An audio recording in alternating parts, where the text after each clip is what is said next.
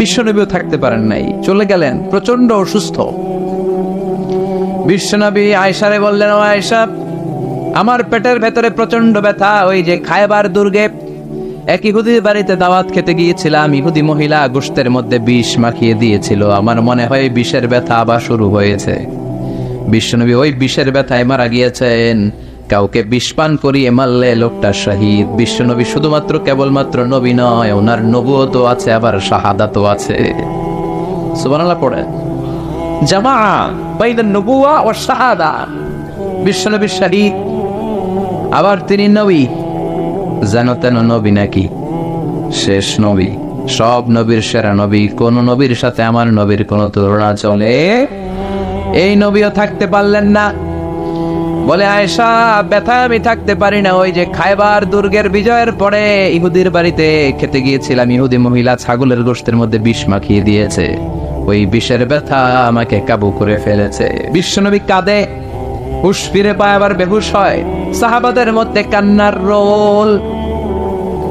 বিশ্বনবী উঠে দাঁড়াতে পারেন না, মসজিদে নববীতেও যেতে পারেন না, জামাতের নামাজের ইমামতিও করতে পারেন না। সাইয়েদনা আবু বকরকে বললেন, আবু বকর, আমার অবর্তমানে তুমি মসজিদে নামাজ পড়াও।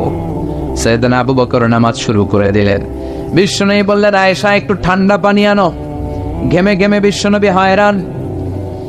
পানি আনার পরে পানির ভেতরে হাত ঢুকিয়ে বিশ্বনবী ঠান্ডা হাত দুটো দিয়ে চেহারার মধ্যে এরকম মেসেজ করতে লাগলেন, মাসে করতে লাগলেন, আর বলতে লাগলেন, ইন্নালিল মাউতি লাসাকারাত। হায় রে, মরণের কি জ্বালা, মরণের কি কষ্ট, আমি সহ্য করতে পারছি না।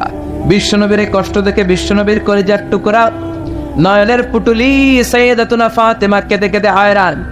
চিৎকার দিয়ে বলে, ইয়া করবা আবা, ইয়া করবা আবা, আমার বাবার কি কষ্ট হচ্ছে, না জানি আমার বাবার কত যন্ত্রণা হচ্ছে। বিশ্বনবী সান্ত্বনা দিয়ে বলে, ফাতেমা, কেঁদো না, আজকের দিনের পরে তোমার বাবার আর কোনো কষ্ট হবে না, সব কষ্ট আজকেই শেষ হয়ে যাবে। হঠাৎ সাইয়েদনা ফাতিমাতুজ জোহরার কানে কানে কি যেন বললেন, উনি কাঁদলেন। আবার কানে কানে কি যেন বললেন, উনি হাসলেন। বিশ্বনবীর ইন্তেকালের পরে মা আয়েশা জিজ্ঞেস করলেন, ও ফাতেমা, বিশ্বনবীর ইন্তেকালের দিন তোমার কানে কানে কি যেন বললো, তুমি কেঁদে দিলা কেন? আবার একটু পরে কি যেন বললা, হেসে দিলা কেন?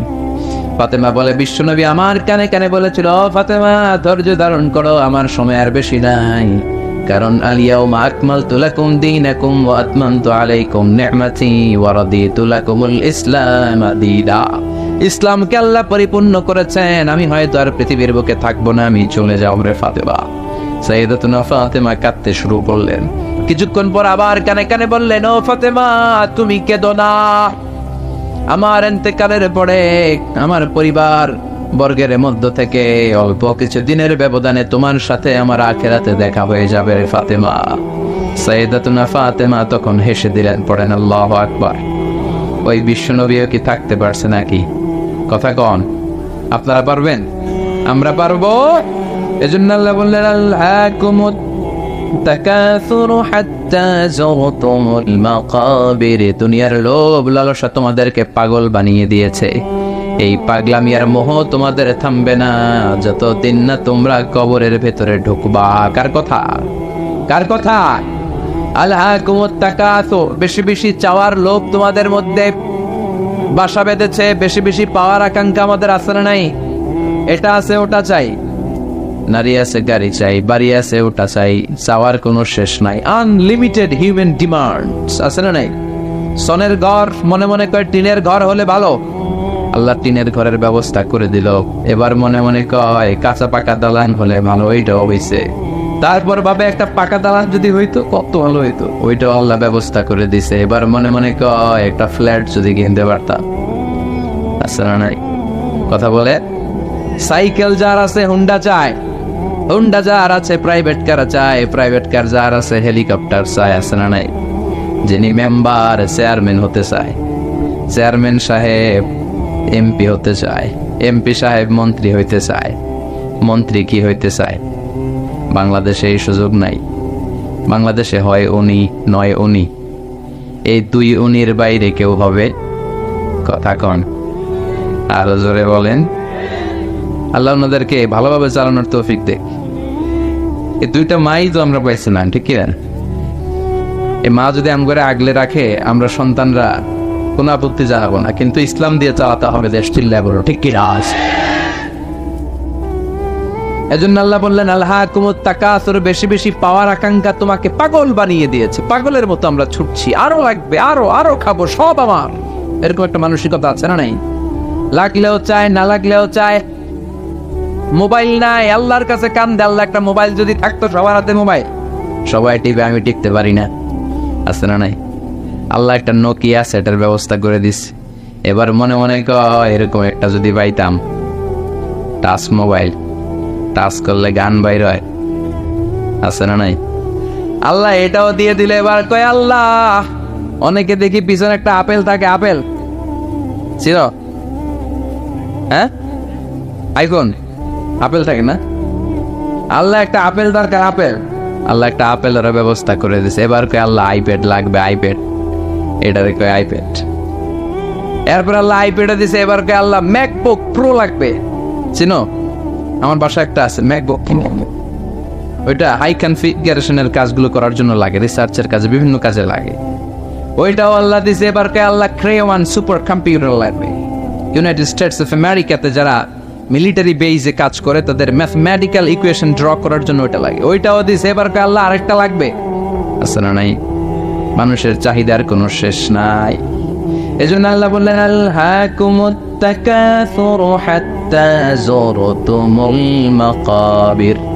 মানুষের অতিরিক্ত পাওয়ায় প্রাচুর্যতার লোভের কোনো শেষ নাই, যতক্ষণ না মানুষ কবরে ঢুকবে, ঠিক কি না? মানুষের স্বভাব হলো আরো চাই, কি কয়? আরো চাই। এটা ফকিরের স্বভাব। কার স্বভাব? তার মানে আমরা সব ফকির নি, আমরা কি ধনীকে। জুমার দিনে দেখবেন ফকিররা কি করে, যেদিকে টাকা ওইদিকে খাওয়া মারে, যেদিকে টাকা হাত পাতে, আবার ওদিকে, আবার ওদিকে, খালি চায়, লাগলেও চায়, না লাগলেও চায়, ঠিক কি না? ওই জন্য আল্লাহ বললেন ইয়া আইয়ুহান নাসু আনতুমুল ফুকারাউ ইলাল্লাহ ওয়াল্লাহু হুয়াল গানিয়্যুল হামিদ। ও গোলামেরা, তোরা হলি ফকির, ধনী একজন তিনি কে। চাহিদার আমাদের শেষ নাই, আরো লাগবে, আরো লাগবে। ওর বাড়ি আছে, আমারও বাড়ি লাগবে, ওর গাড়ি আছে, আমারও গাড়ি লাগবে, ও নামাজ পড়ে, আমারও নামাজ লাগবে, এটা নেই কথা কন। ও জাকাত দেয়, আমিও দিব, এটা নাই। ওর মেয়েগুলো পর্দা করে, আমারটারাও পর্দা করামু, ওইটা নাই। কিন্তু ওর বাড়ি আছে 2টা, আমার লাগবো 3টা। ওর গাড়ি আছে 4টা, আমার লাগবো। ওর আছে 6 তলা বিল্ডিং, আমার কয় তলা? ইয়াতাতাওয়ালুনা ফিল বুনিয়ান ওয়ান তারাল হুফাতাল উরাতাল আলাতা রিয়াশা ইয়াতাতাওয়ালুনা ফিল বুনিয়ান। বিশ্বনবী বললেন কিয়ামতের একটা আলামত হলো, before the day of judgment people will start to compete to construct high rises buildings in the cities. শহরে বড় বড় বিল্ডিং বানানোর প্রতিযোগিতা করবে, ঠিক কি না? বিশ্বনবী বললেন যাদের পায়ে জুতা নাই, গায়ে জামা নাই, খাওয়ার মতো খাবার নাই, তারা একদিন এলাকায় ধনী হয়ে যাবে, এরকম আসার নাই। তারপরে বিল্ডিং বানানোর প্রতিযোগিতা করবে, আর বলবে সব আমার, আমার এলাকা, আমি এই এলাকার নেতা খেতা, আছে না নাই? কিশোরগঞ্জে মনে হয় নাই, প্রতিযোগিতা আছে না? কে কাটছে বড় করতে পারে, হালাল না হারাম, 2 হাতে এরকম করে, আছে না নাই? মুরব্বী যারা উত্তর দেন, আজ থেকে ধরেন 30 বছর আগের কথা, কিশোরগঞ্জে বড় বড় বিল্ডিং আছিল? কথা কর, হ্যাঁ ছিল না। ঢাকায় ছিল? ছিল খুবই অল্প। এখনকার মতো ছিল এরকম বিল্ডিং? 1-2টা বিল্ডিং ছিল, কিন্তু এখন বিল্ডিং এর শেষ নাই। তার মানে বিশ্বনবী যে আলামতের কথা বলেছে, অক্ষরে অক্ষরে ফলেছে, চিল্লা এখন ঠিক কি না? আরব বিশ্ব বড় বড় বিল্ডিং, একটার পর একটা টাওয়ার বানায়, এইটার চেয়ে ওইটা হতে হবে বড়, ওইটার চেয়ে ওইটা হতে হবে বড়, প্রতিযোগিতা আছে না নাই? দুবাইতে এখন যেটা আছে এটা সবচেয়ে বড়, বুর্জ খলিফা, নাম শুনছেন? বুর্জ আল খলিফা 170 তলা উঁচু, 1000 মিটার উঁচু। এটা কয় হাজার মিটার? তার মানে 1 কিলোমিটার উঁচা। তাকাইতে পারবেন? টুপি পরে যাবে পিছনে, ঠিক কিনা? তো দুবাই যখন আগায় গেল, সৌদি মনে মনে করে দুবাই আগায় যেতেছে, আমরা বসে থাকবো কেন, আমরা বানাবো এর চেয়েও বড়।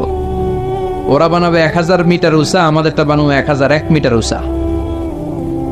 আহা, 1 মিটার বড়। প্রতিযোগিতা আছে না নাই? এখনো হয় নাই। কিংডম টাওয়ার, বিশাল বিশাল এই কিংডম টাওয়ার, অবাক করা কাণ্ড। চায়নাতে আছে সাংহাই টাওয়ার, মিশরে আছে বুর্জাল কাহেরা, মালয়েশিয়াতে আছে পেট্রোনাস টুইন টাওয়ার 88 তলা, 41st and 42nd ফ্লোরে একটা ব্রিজ বানিয়ে দিয়েছে, এটার ভিতর থেকে ওটার ভিতরে ঢোকা যায়। কিয়ামতের দিন যখন ইদা সুলসিলাতিল আরদু জিলজালাহা বলে আল্লাহ একটা ভূমিকম্প দিবে, একটা বিল্ডিং আর টাওয়ারও টিকবে? কথা বলেন, টিকবে?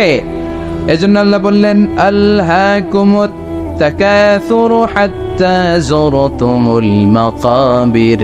তোমাদের লোভ, অতিরিক্ত পাওয়া, বড় বড় বিল্ডিং করার ইচ্ছা কোনোদিন কমবে না, থামবে না যতক্ষণ না তোমরা কবরে ঢোকো, ঠিক কিনা? টাকা উপার্জন করতে বিল্ডিং বানাতে বাধা নাই, কিন্তু টাকা হইতে হবে হালাল টাকা। কি টাকা? হারাম দিয়ে করলে বরকত আছে নাকি? যারা হারাম খায় তাদের দোয়া কবুল হয় নাকি? আর যারা অল্প খায়, অল্প পড়ে, অল্প জমায়, তাদের দোয়া কবুল করে কে? সাদ বিন ওয়াক্কাস বিশ্বনবীর সাহাবী, বিশ্বনবীরে বললেন ও নবী দোয়া করে দেন যাতে আমি মুস্তাজাবুদ দাওয়া হয়ে যাই। মুস্তাজাবুদ দাওয়া মানে এমন লোক যিনি দোয়া করার সাথে সাথে দোয়াটা কবুল করে কে? বিশ্বনবী বললেন ও সাদ, চিন্তা করো না, আতিদ মাতা'আমাকা তাকুন মুস্তাজাবাদ দাওয়া, যেটা খাবে হালাল খাবে, যেটা পড়বে হালাল পড়বে, তাহলেই তুমি মুস্তাজাবুদ দাওয়া। সুবহানাল্লাহ। হালাল খাইলেই দোয়া কবুল। অনেকে বলে হুজুর দোয়া আমার কবুল হয় না, আমার দোয়া কবুল হয় না, অনেক দোয়া করলাম, বললাম চাকরি করেন, কই সচিবালয়, ঘুষ টুস আসেনি, কই হালকা পাতলা, তো তোর দোয়া কবুল হবে কেমনে? ডাকাত। হালাল খেতে হবে, হালাল না খেলে দোয়া কবুল হয়? কথা বলেন। আবার হালালে বরকত ঢুকায় দিছে কে? হারামে কোনো বরকত আছে নাকি? আওয়াজ করে বলেন তো, গরু খাওয়া হালাল না হারাম? কুকুর খাওয়া। গরু বছরে বাচ্চা দেয় কয়টা? কুকুর 5টা, 7টা, 8টা, 10টা। আচ্ছা, কুরবানির ঈদ আসলে আমরা গরু জবাই করি না, কুকুর জবাই করি? তাহলে গরু জবাই করলাম বেশি, কুকুর জবাই করি নাই। গরু খাই, কুকুর খাই না। গরু বাচ্চা দেয় কম, কুকুর বাচ্চা দেয় বেশি। তারপরও কিশোরগঞ্জে গরু বেশি না কুকুর বেশি? কথা বলেন। এত গরু আসলো কোত্থেকে? কারণ গরু হালাল, আর হালালের ভেতরে বরকত ঢুকিয়ে দিয়েছে কে? এজন্য আল্লাহ বললেন হালাল পন্থায় উপার্জন করো, সমস্যা নেই, কিন্তু হারামের মিশ্রণ থাকলে তোমার দোয়া কবুল হবে? হারাম খেয়ে যে দেহটা বর্ধনশীল হয়, দেহের যে অংশ বাড়ে, ওই অংশটারে জাহান্নামের আগুনে পুড়াবে কে? এজন্য আল্লাহ বললেন আলহাকুমুত তাকাসুরু হাত্তা যুরতুমুল মাকাবির। দুনিয়ার লোভ তোমাদেরকে পাগল বানিয়ে রেখেছে, তোমাদের এই পাগলামি কমবে না যতদিন না কবরে না ঢুকো, ঠিক কিনা? কবরে আমাদেরকে ঢুকাই লাগবে, কবরের প্রস্তুতি আমাদেরকে নেয়াই লাগবে, জোরে কোন ঠিক কিনা? বিশ্বনবী বলেন কবরে তোমাদেরকে প্রশ্ন করা হবে, কবরের ভেতরে তোমাদেরকে সুয়াল করা হবে কয়টা? সবাই কোন? আসলে মুমিনদেরকে সুয়াল করা হবে কয়টা? 3টা নাকি 4টা? কথা কোন? 3টার পক্ষে কে কে হাত তোলেন? বেশিরভাগ। আকসারুহুম লা ইয়ালামুন, বেশিরভাগই জানে না। সুবহানাল্লাহ পড়েন। 4টা বলছে অনেকে, আলহামদুলিল্লাহ। মুমিনদের 4টা প্রশ্ন, কয়টা? কথা বলেন। মুমিনদের 4টা, আর কাফিরদের কয়টা? কাফিরদের 3টা। বিশ্বনবী বললেন আর আল কবরু রাউদাতুম মিন রিয়াদিল জান্নাহ ওয়া হুফরাতুম মিন হুফারিন নার। এই কবরটা কারো জন্য জান্নাতের বাগান, কারো জন্য জাহান্নামের গর্ত। ও আল্লাহ, আমাদের কবরটারে তুমি জান্নাতের বাগান বানিয়ে দাও। লম্বা একটা সময় আমাদের কাটাতে হবে। মরার পরে আপনার মনে হবে আমার পুরো জীবনটাই ছিল একটা দুঃস্বপ্ন। নতুন এক লম্বা জীবন, এই সময় যেন আর কাটে না। হাজার হাজার বছর শুয়ে থাকতে হবে। অন্ধকার রাত, খুটখুটে অন্ধকার। এই অন্ধকার যেন শেষ হবার নয়। চিল্লায় বলেন ঠিক কিনা? মুমিনদেরকে প্রথম প্রশ্ন করা হবে তোমার রবের নাম কি? মার রব্বুক, আমাদের রবের নাম কি? আল্লাহ আমারে রব, এই রবই আমার সব। সবাই বলেন আল্লাহ আমারে রব, এই রবই আমার সব। দমে দমে তনু মনে তারি অনুভব। আল্লাহ আমারে রব, এই রবি আমার সব। তোমার দুনিয়াতে আমি যেদিকে তাকাই, অথই নেয়ামতে ডুবে আছি সবাই। পাখালির গানে শুনি তসবি কলরব, তসবি কলরব। আল্লাহ আমার রব, এই রবি আমার সব। পড়ে আল্লাহ আমার রব, এই রবি আমার সব। প্রথম প্রশ্ন করা হবে মার রব্বুক, রবের নাম কি? আমরা কি বলবো? আল্লাহ। দ্বিতীয় প্রশ্ন করা হবে ওমা দীনুক, তোমার ধর্মের নাম কি? আমরা কি বলবো? আলহামদুলিল্লাহ, সবাই পারে। তৃতীয় প্রশ্ন করা হবে বিশ্বনবীর চেহারাটা দেখিয়ে বলা হবে মান হাযার রাজুল, এই লোকটারে চিনো কিনা? আমরা বলবো চিনি, উনি আমাদের প্রাণের নবী, ঠিক কিনা? চাঁদের চেয়ে সুন্দর তুমি নবী আমার কামলিহি ওয়ালা। সুবহানাল্লাহ পড়েন। দো জাহানের বাদশাহ তুমি প্যারা নবী সাল্লে আলা। দো জাহানের বাদশাহ তুমি প্যারা নবী সাল্লে আলা। চাঁদের চেয়ে সুন্দর তুমি নবী আমার কামলিহি ওয়ালা। পড়েন আল্লাহু আকবার। আমরা বলবো এটা আমাদের বিশ্ব নবী, এটা আমাদের প্রাণের নবী। এই নবীর জন্য আমরা সব করতে রাজি ছিলাম। এই নবীকে ছাড়া আমরা কিছু বুঝতাম না, কারণ এই নবীবাদ তো কোরআনবাদ, নবীবাদ তো ইসলামবাদ। এই নবী আছে তো সব আছে, ঠিক কিনা? নবীর মাধ্যমে আমরা চিনেছি কারে। নবী আমাদেরকে সালাত শিখিয়েছেন, যাকাত শিখিয়েছেন, নবী কেমন করে হজ করতে হয় সেটা দেখিয়েছেন, কেমন করে ভদ্র হতে হয়, কেমন করে ইনসাফ প্রতিষ্ঠা করতে হয়, কেমন করে বিজাতিদের সাথে আচরণ করতে হয়, কেমন করে পররাষ্ট্রনীতি পরিচালনা করতে হয়, কেমন করে স্ত্রীদের সাথে আচরণ করতে হয়, কেমন করে ছোট্ট ছোট্ট বাচ্চাদের মাথায় হাত বুলিয়ে দিতে হয়, সবকিছু বিশ্বনবী আমাদেরকে শিখিয়েছে, ঠিক কিনা? আমরা বলবো এটা আমাদের প্রাণের রাসূল। এই রাসূলকে ছাড়া আমরা কিচ্ছু বুঝি না। আল্লাহু আকবার। তিনটা প্রশ্নের উত্তর যখন করতে পারবেন, চতুর্থ আরেকটা প্রশ্ন আপনাদেরকে করা হবে, ওমা ইলমুক, শিখে যান। ওই দিন মনে পড়বে আমার কথা, আজারি ভাই তো ঠিকই গেছিল, প্রশ্ন তো আরেকটা আছে।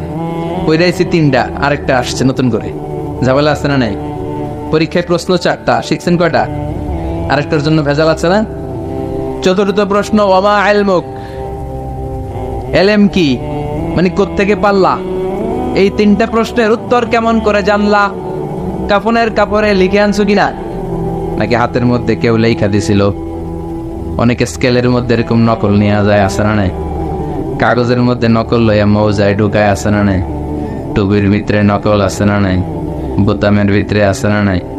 ঘড়ির ভিতরে, আংটির ভিতর, আছে না নাই? ওই যে সব নকলে পিএইচডি করছে, এগুলা যেগুলা কয় আছে। নকলের সাথে আমাদের কোনো সম্পর্ক নাই, জেনে যেতে হবে তথ্যসূত্র কি। ফেরেশতারা বলবে what is the source of your answers, এই যে উত্তরগুলা পাল্লা, এটার তথ্যসূত্র কি, কিভাবে জানলা? বলতে হবে কোরআন।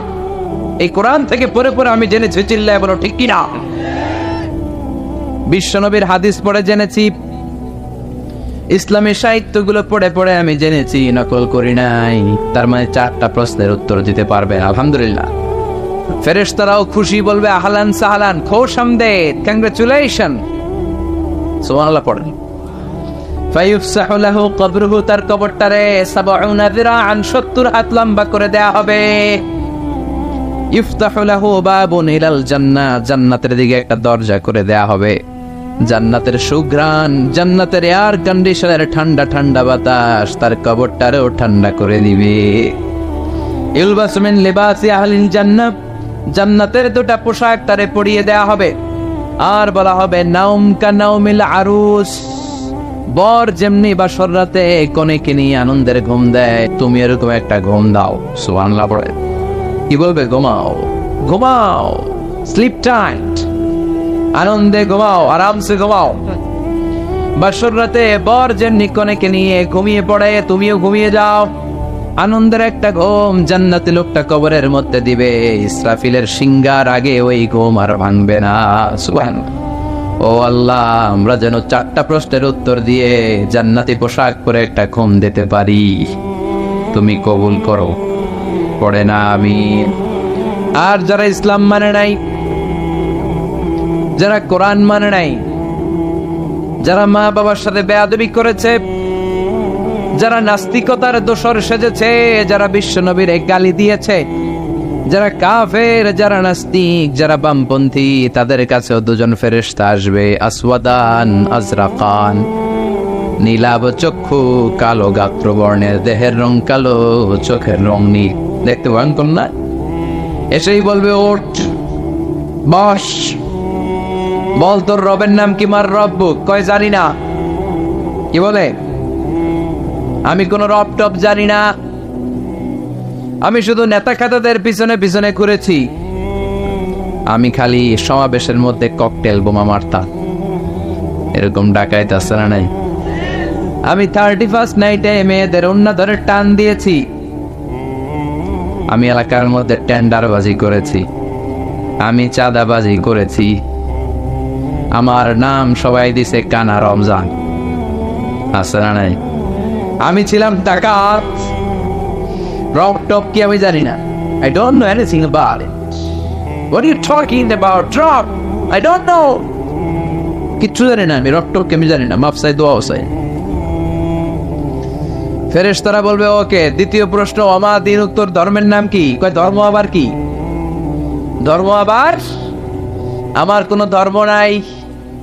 আমি মাও সেতুংয়ের রাজনীতি করতাম, কার্ল মার্কসের রাজনীতি করতাম, আমি জ্বালাও পোড়াওয়ের রাজনীতি করতাম, আমি মানুষ মারতাম, আমি ছিলাম মার্ডারের বড় ক্যাডার, একের পর এক মার্ডার করতাম খালি আমি। আমার মতো গুলি চালাতে কেউ জানতো না, আমি ছিলাম সন্ত্রাসদের বস, কুখ্যাত সন্ত্রাসী। আমার কোনো দিন নাই। তৃতীয় প্রশ্ন, ওমান হাদার রজুল, এই লোকটাকে? কয় চিনি না, তবে উনারে আমি গালি দিতাম দুনিয়াতে। উনার বিরুদ্ধে কথা বলার জন্য একটা বিরিয়ানির প্যাকেট পাইলে শাহবাগের মঞ্চে ওইটা মিছিল দিতাম। আসলে না এরকম টাকা চিনি না, আমি চিনি না, আমি ওনার গালি মারতাম। ফেরেশতাকে দ্বারা আঙ্গুল খেলা শুরু করতেছে। তিনটা প্রশ্নের উত্তর যখন দিতে ব্যর্থ হলো, ফেরেশতারা বলবে, হায় আফসোস, লা দারাইতা ওয়ালা তালাইতা, কিছুই তো পারলি না তুই, কপাল পোড়া ডাকাত, কিছুই পারলি না, এখন তোর কি হবে? হাতে থাকবে বিশাল হ্যামার, ফায়ুদরাবু বিমাতারিকা মিন হাদিদ, লোহার একটা হাতুড়ি দিয়ে মাথার মধ্যে দিবে বাড়ি। ও মা গো, বইয়া দিব চিৎকার।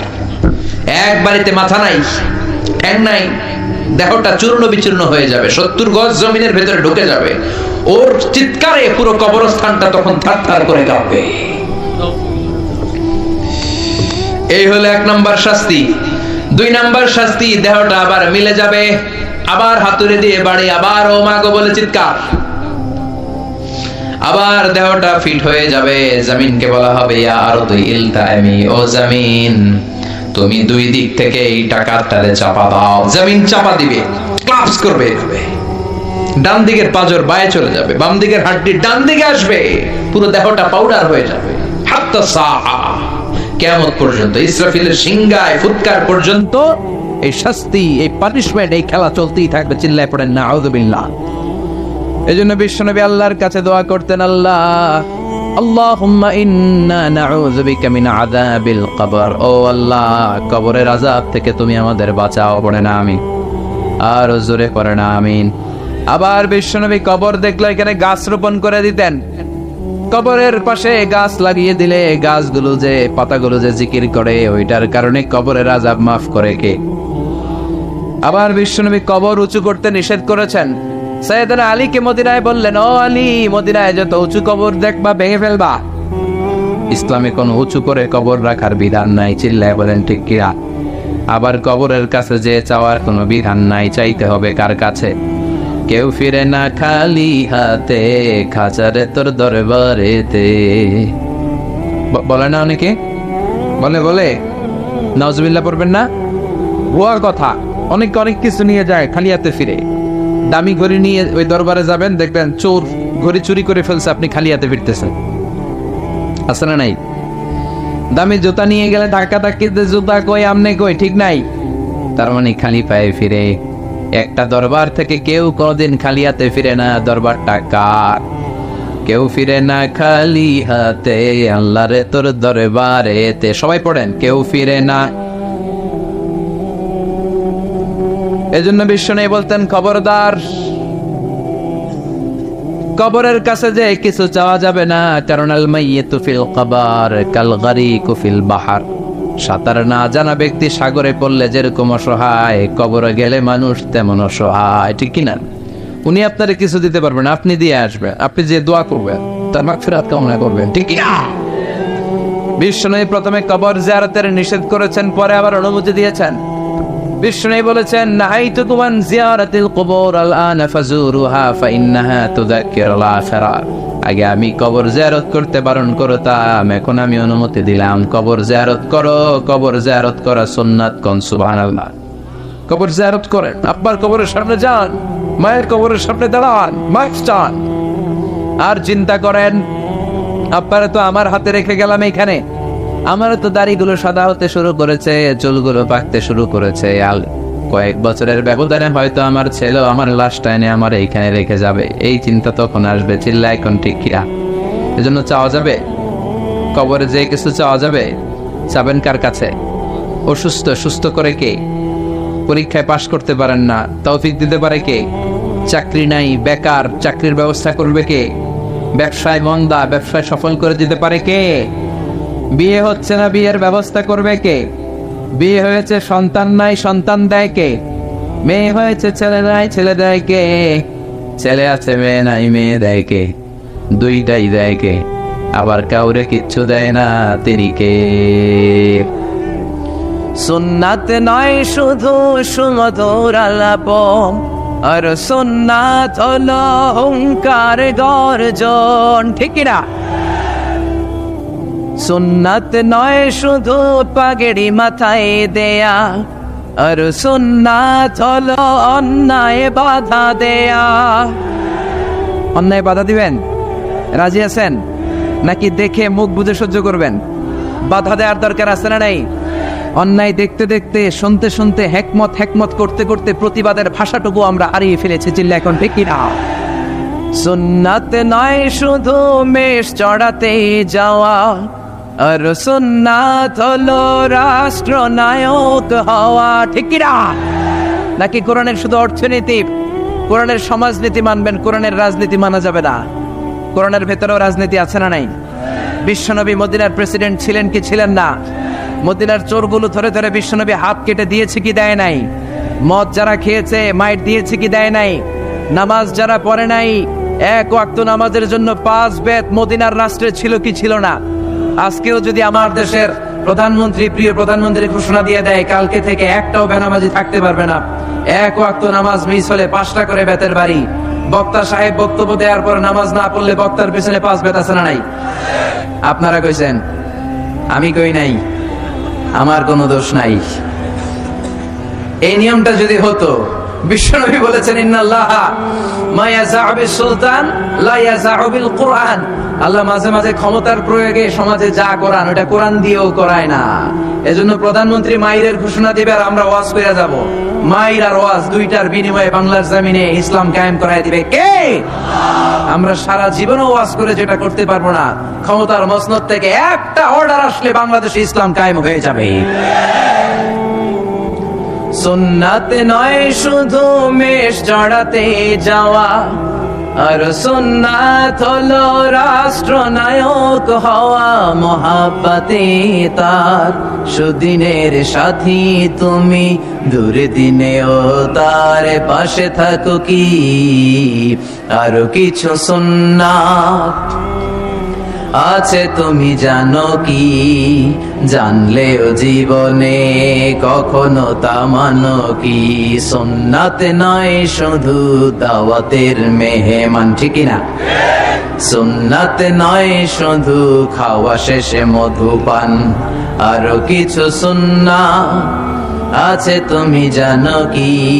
জানলেও জীবনে কখনো তা মানো কি? চিল্লায় বলেন ঠিক কিনা? এজন্য অর্ধেক মানবেন না পুরাটা, 3-এর 2 মানবেন না পুরা, 4-এর 3 মানবেন না পুরা। পুরা কোরআন যদি মানেন তবে আপনি মুমিন, আধা আধা মানলে মুমিন নয়। তা আপনারা কি? যদি আধা আধা মানেন তাহলে মুমিন নন, তাহলে তারা কি? আফাতুমিনুনা বিবাদিল কিতাব ওয়া তাকফুরুনা বিবাদ, কিছু মানবা কিছু ছাড়বা, মুমিন নও তুমি কাফের, চিল্লা এখন ঠিক কিনা? তার মানে এমন কিতাব পড়লে সওয়াব, ধরলে সওয়াব, শুনলে সওয়াব, মানলে সওয়াব, এই কোরআনের জন্য মরলেও সওয়াব, মরলেও সওয়াব আসরাডাই।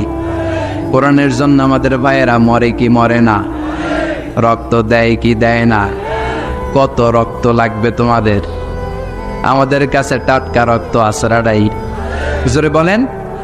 ফু দিয়ে কোরআনের আওয়াজকে নিভাতে চায়। কোরআনটা মোমবাতি নয় যে ফু দিয়ে নিভানো যাবে, কোরআনটা কপির বাতি নয় ফু দিয়ে নিভানো যাবে, কোরআনটা গ্রামের চারাক বাতি নয় তুমি ফু দিয়ে নিভায়ে দেবা। এই কোরআনটা হচ্ছে ইলেকট্রিক্যাল বাতি, এটা সুইচ অফ করে নিভাতে হয়, আর সুইচটা কার হাতে?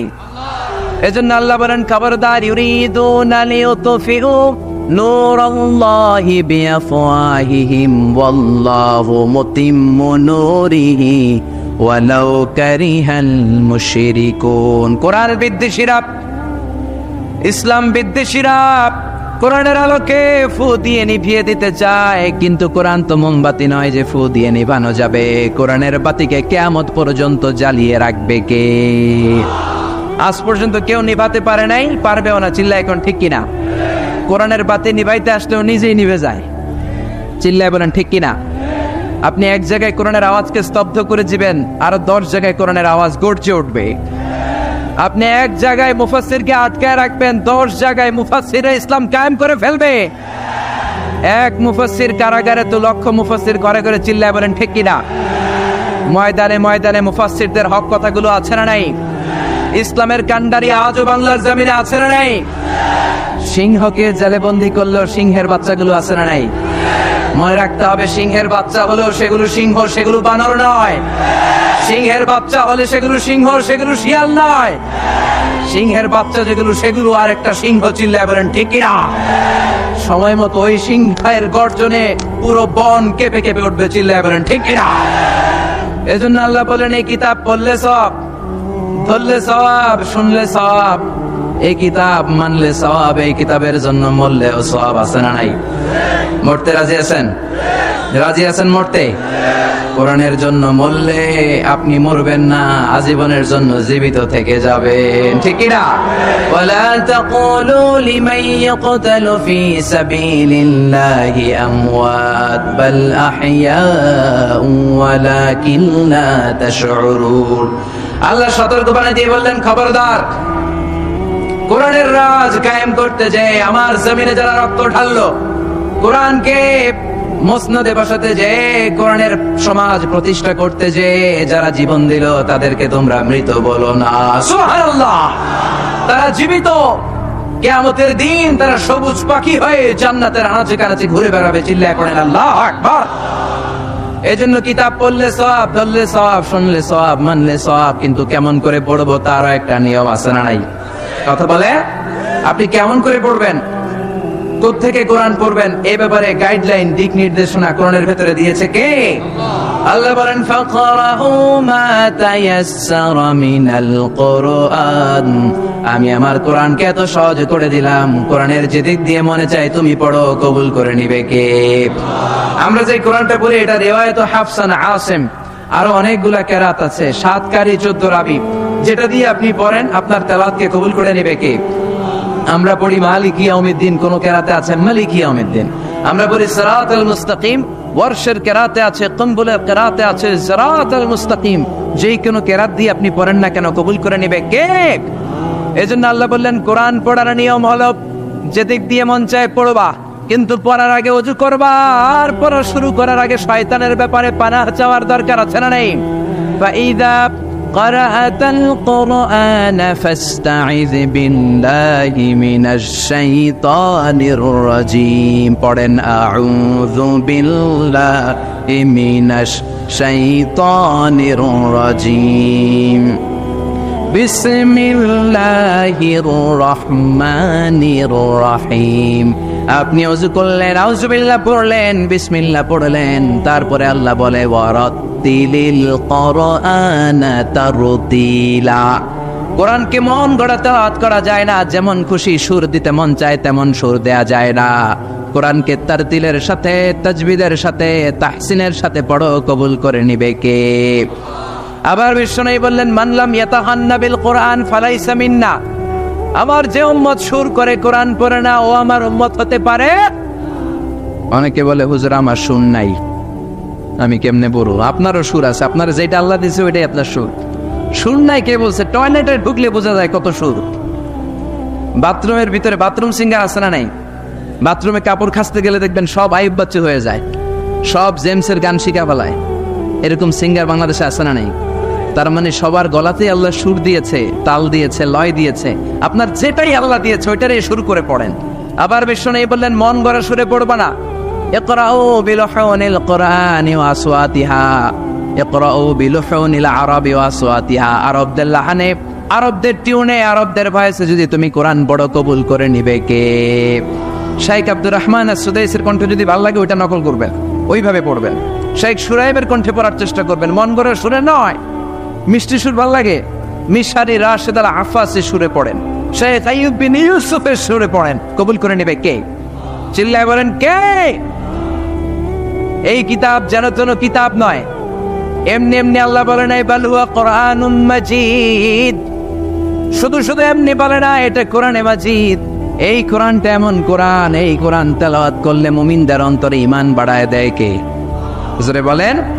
ওয়াইদা তুলিয়াত আলাইহিম আয়াতুহু যাদাতহুম ঈমানা ওয়া আলা রাব্বিহিম ইয়াতাওয়াক্কালুন। আল্লাহর কোরআনের তাফসীর যখন করা হয় তখন মুমিনদের ঈমান বাড়ায় দেয় কে? মুমিনদের সামনে কোরআনের তেলাওয়াত যখন করা হয় তখন মুমিনদের ঈমানকে বাড়িয়ে দেয় কে? এই কোরআন পড়বেন আপনার ঈমান বেড়ে যাবে, এই কোরআন পড়বেন আপনি সুস্থ হয়ে যাবেন। কারণ কোরআনের আরেক নাম হচ্ছে শিফা। কোরআনের ভেতরে শিফা দিয়েছে কে? জোরে বলেন। সূরাতুল ফাতিহার আরেক নাম সূরাতুশ শিফা, আছে না নাই? আমরা অসুস্থ হলে এইটা করি ওইটা করি। বিশ্বনবী ঝাড়ফুঁক করতেন, আঙ্গুলে একবার বল্লা পোকা কামড় দিল, আয়েশারে বললেন লবণের পানি গরম করে ঢালো, লবণের মধ্যে আছে সোডিয়াম ক্লোরাইড। আর বিশ্বনবী এই কোরআনুল কারীমের সর্বপ্রথম যে সূরাটা সূরাতুল ফাতিহা তেলাওয়াত করে ফু দিতে আরম্ভ করলেন। পড়েন, আলহামদুলিল্লাহি রাব্বিল আলামিন আর রহমানির রহিম। মায়েশার লবণের পানি ঢালা শেষ, বিশ্বনবীর সূরা ফাতিহা তেলাওয়াত শেষ, বিশ্বনবীর আঙ্গুলের ব্যথাও শেষ। মায়েশা বললেন, ইয়া রাসূলুল্লাহ আপনি নবী মানুষ, ফু দিলেই ভালো হয়ে যায়, আমারে কষ্ট দিলেন কেন? আমার লবণের পানি বসাইতে বললেন কেন? বিশ্বনবী বললেন, আয়েশা লবণের পানি দিয়ে চিকিৎসা হয় আর সূরাতুল ফাতিহা দিয়ে রুকিয়া হয়, ঝাড়ফুঁক। ঝাড়ফুঁক আর চিকিৎসা দুইটার সমন্বয়ে রোগ ভালো করে দেয় কে? কেউ যেটা পারে না পারে কে? কেউ যেটা দেয় না দেয় কে? এজন্য কোরআনের মধ্যে শিফা আছে, শিফা আছে। ফু দিলেই সুস্থ, কিন্তু ওই ঈমানটা আমাদের লাগবে, ওই ইখলাসটা আমাদের লাগবে। ওই সিনসিয়ারিটি লেভেল যদি আপনি নিজের মধ্যে নিয়ে আসতে পারেন, সূরাতুল ফাতিহা পড়ে ফু দিল দুরারোগ্য ব্যাধি থেকে আপনারা সুস্থ করে দিতে পারে কে? এজন্য আল্লাহ বলেন, ওয়ানুনাজ্জিলু মিনাল কুরআনি মা হুয়া শিফাউ ওয়া রাহমাতুল লিল মুমিনিন ওয়া লা ইয়াজিদুয যালিমিনা ইল্লা খাসারা। ও নবী, কোরআনকে আমি শিফা হিসেবে নাজিল করলাম, রহমত হিসেবে নাজিল করলাম। অসুস্থ ব্যক্তির গায়ে কোরআন পড়ে ফু দিলে তারে সুস্থ করে দেয় কে? ইবনু মাজাহ শরীফ একটা হাদিসের কিতাব, এই হাদিসের কিতাবে একটা বাবই আছে, বাবুল ইস্তিশফা বিল কোরআন, খায়রুদ দাওয়া আল কোরআন। যে জিনিস দিয়ে তোমরা সবচেয়ে বেশি চিকিৎসা নিতে পারো, শিফা নিতে পারো, সেটার নাম হচ্ছে কোরআন। চিল্লায় বলেন, সেটার নাম কি? কোরআন। আরো জোরে বলেন না, সেটার নাম কি? কোরআন। বিপদের সময় এই কোরআন পড়লে বিপদ থেকে আপনারা মুক্ত করবে কে? আপনাকে ডাকাত ধরেছে, আপনাকে ছিনতাইকারীরা ধরেছে, আপনি সূরাতু ইয়াসিনের প্রথম 9 আয়াত তেলাওয়াত করেন, আপনারে বিপদ মুক্ত করে দিবে কে? আল্লাহ। ডাকাতদের চোখকে অন্ধ করে দিবে কে? আল্লাহ। আমি নিজে প্রমাণ। চাঁদপুর থেকে আমি ফিরতেছিলাম গভীর রাত, গ্রামের ভেতর দিয়ে পিচ ঢালাইয়ের রাস্তা, ডান দিকে একটা টার্ন নেওয়ার পরেই দেখি সামনে গাছ ফলানো। বুঝলাম ডাকাত চাচারা বসে আছে, ডান দিক থেকে বাম দিক থেকে টর্চ মারে। ভয় পেয়ে গেলাম, ঘটনা কি? নিশ্চয়ই ডাকাত। আল্লাহর নাম নিলাম, বিপদে পড়লে একজনের নাম নিতে হবে, তিনি কে? ড্রাইভারকে বললাম আস্তে করে পিছনের দিকে যাও, আর পড়তে আরম্ভ করলাম ইয়াসিন ওয়াল কোরআনিল হাকিম ইন্নাকা লামিনাল মুরসালিন আলা সিরাতিম মুস্তাকিম। পড়তে আরম্ভ করলাম, আল্লাহর কাছে সাহায্য চাইতে আরম্ভ করলাম। কিছুক্ষণ পরে ডাকাতদের একজন এসে গাছ সরাই দিয়ে বলে, হুজুর যান, কোনো সমস্যা নাই। সুবহানাল্লাহ, সুবহানাল্লাহ কইতে পারলেন না? এটা কোরআনের মুআজিজা। এটা কার মুআজিজা? যাবেন কার কাছে? মনে থাকবে নাকি মাজারে যাবেন? কিশোরগঞ্জে তো মাজার নাই না? কম না একেবারে? হ্যাঁ কম না? ভণ্ডামি নাই তো? ওই যে লাল শালু দিয়ে রাখে, মাথায় চুল জট পাকায় রাখে, মাজারের উপরে মশারি দেয়, আগরবাতি দেয়, আছে আছে? অনেক এলাকায় মাজারের উপরে মশারি টাঙায় রাখে, আছে না নাই? কেন মশারি দেয়? মশা কামড়ায়? ব্রাহ্মণবাড়ি আছে মাজারে মশারি দেয়, দেখবেন ওর বাপের মশাই খায়, মারে মশাই খায়। ওর মায়ের ডেঙ্গু, ওর বাপের ডেঙ্গু, বাবারে মশারি না দিয়ে বাবারে মশারি দিছে। মাজারে আবার মোমবাতি লাগে, আছে না নাই? কারণ কি? আল্লাহর ওলি দেখে না নিচে গেছে নাকি? কপাল পোড়া। এই মোমবাতি গুলো গরিবদের হাতে তুলে দিবেন। অনেক ছেলে আছে মেধাবী, রাতের বেলা পড়তে পারে না, মোমবাতি লাগিয়ে তারা পড়বে। তাদেরকে সহযোগিতা করলে আপনার আব্বার কবরটারে আলোকিত করে দিবে কে? আল্লাহ। কথা বলেন কে? এই জন্য মাজার ব্যবসার সাথে ইসলামের কোন সম্পর্ক? মাজার কেন্দ্রিক যত ব্যবসা, এগুলোর বিরুদ্ধে সামাজিক আন্দোলন গড়ে তোলেন। যারা লাল শালু পড়ে থাকে, নামাজ নাই, রোজা নাই, জিকির নাই, কয় আমরা মারেফতের লোক, আছে না নাই? কিসের পথ? মারেফত। আসলে এটা মায়ের পথ, ঠিক কিরা? দিল বান্দা কালমা চোরে, না পায় শ্মশান, না পায় ঘোরে, দিন থাকিতে আইরে পথে ছাইড়া দে ভণ্ডামি, ভণ্ডামি, ভণ্ডামি, ভণ্ডামি, ছাইড়া দে ভণ্ডামি। নামাজ কালাম পড়ে না, ইবলিস শয়তানের নানা, আছে না নাই? নামাজ রোজা নাই, এদের সাথে শরিয়ার কোনো সম্পর্ক নাই। এরা নতুন নাম দিছে, কয় মারেফত। ওনাদেরটা কি? কয় মারেফতে ঢুকলে নামাজ লাগে না, রোজা লাগে না, পর্দা লাগে না, ভিতর যদি সাফ হয় সব সাফ, আছে না নাই? কথা কর। এদের সাথে ইসলামের সম্পর্ক। নামাজ কালাম পড়ে না, ইবলিস শয়তানের নানা, ধর্মের একখান খুঁটি ধইরা কয়দিন করবা হয়রানি, ভণ্ডামি, ভণ্ডামি, ভণ্ডামি, ছাইড়া দে ভণ্ডামি, ঠিক কি না? এগুলোর বিরুদ্ধে সামাজিক আন্দোলন গড়ে তোলেন। এগুলোর সাথে ইসলামের কোনো সম্পর্ক। কবরে যান, সালাম দেন। বিশ্বনবী কবর দেখলে সালাম দিতেন, আসসালামু আলাইকুম আহলাদ দিয়ার মিনাল মুমিনিন ওয়াল মুসলিমিন ওয়া ইন্না ইনশাআল্লাহু বিকুম লাহিকুন, আনতুম লানা সালাফ নাহনু লাকুম তাবা। ইয়ারহামুল্লাহ আল মুস্তাকদিমিন মিন্না ওয়াল মুস্তাখিরিন, নাসআলুল্লাহ লানা ওয়া লাকুমুল আফিয়া। তার মানে কবরে যারা আছেন সবার প্রতি আমার সালাম, সবার প্রতি আল্লাহর পক্ষ থেকে শান্তি। আপনারা আগে গেছেন, আমরা পরে আসতেছি। আমি কবরের উপর দাঁড়িয়ে আছি মানে এই না যে আমি ঢুকবো না। উনি আগে গেছে, আমি পরে। কুই আগে রওনা হয়, কুই পিছে রওনা। কেউ আগে যাবে, কেউ পরে যাবে। দ্য ডেস্টিনেশন ইজ সেম, গন্তব্য একটাই। চিল্লা এখন ঠিক কি না? আল্লাহ আপনাদের উপর রহম করুক, আমাদের উপর রহম করুক।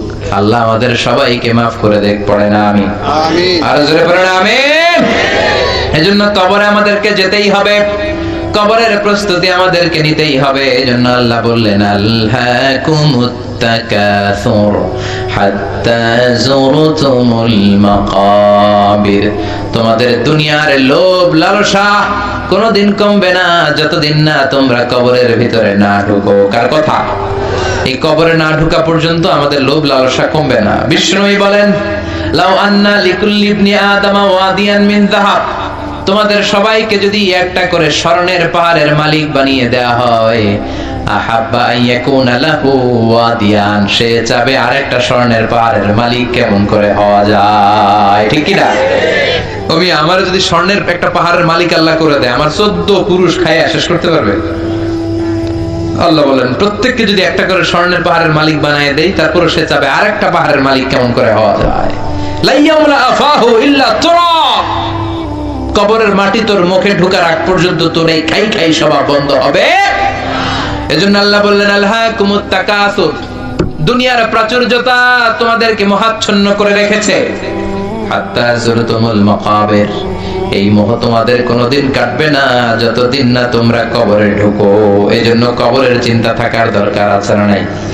কবরকে নিয়ে প্রতিদিন কিছু সময় চিন্তার দরকার আছে না নাই? মরণকে স্মরণের দরকার আছে না নাই? মান আরাদা ওয়াইদান ফাল মাউতু ইয়াকফি, কেউ যদি নিজের নিজে ওয়াজ করতে চায় সে যেন মরণ নিয়ে গবেষণা করে।